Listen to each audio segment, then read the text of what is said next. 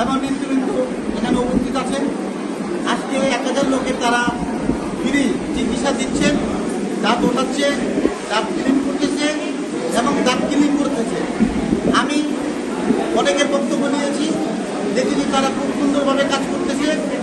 সবাই খুব এলাকার এই শাসনের সর্বোচ্চ জনগণ খুব খুশি। আমি আমার কেসিআই ঢাকা প্রিমিয়ামকে আমার শাসনের পক্ষ থেকে আমি আন্তরিক ধন্যবাদ মোবারকবাদ জানাই। আজকে আমি এই সেবামূলক এই অনুষ্ঠান সবসময় করতেছি। ইনশাল্লাহ আল্লাহ আমাকে যে পর্যন্ত বাঁচিয়ে রাখবে আমি জনগণের জন্য এই শাসনের জন্য কাজ করে যাব। সামনেই আমাদের আবার একটি চোখ অপারেশন থেকে নিয়ে চক্ষুর যত কাজকাম আছে ইনশাল্লাহ আমাদের সামনে প্রোগ্রাম হলো চক্ষুর। এই সেবামূলক প্রতিষ্ঠানের জন্য আমি সবসময় আছি ইনশাল্লাহ। জনগণের কাছে আমি সবসময় জনগণ আমাকে জানে যে আমি উন্নয়ন ছাড়া কিছু বুঝি না। আজকে আমার যদি আমাদের দেশনেত্রী বেগম খালেদা জিয়া 3বারের প্রধানমন্ত্রী এবং আমাদের ভারপ্রাপ্ত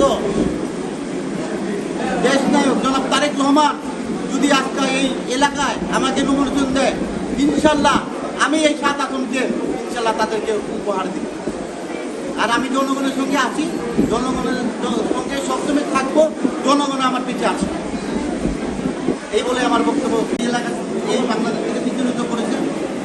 আমি আবার নতুন করে আমার এলাকার জন্য এই 7 আসনের জন্য আমি আজকে 1000 লোককে ফ্রি চিকিৎসা দিচ্ছে।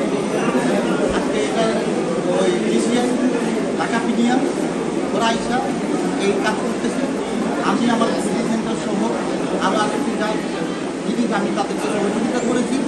ওনারা 1000 লোককে রাখছে, করতেছে এবং আপনার পরিষ্কার করতেছে। আমি সবার সাথে কথা বললাম, তারা খুবই খুশি যে এত সুন্দর আপনি করতেছেন। এই জন্য আপনাকে ধন্যবাদ। রাষ্ট্রীয় 7 আসনের লোকের জন্য আমি তাদের সঙ্গে আছি, ছিলাম, তারাও আমার সঙ্গে আছে।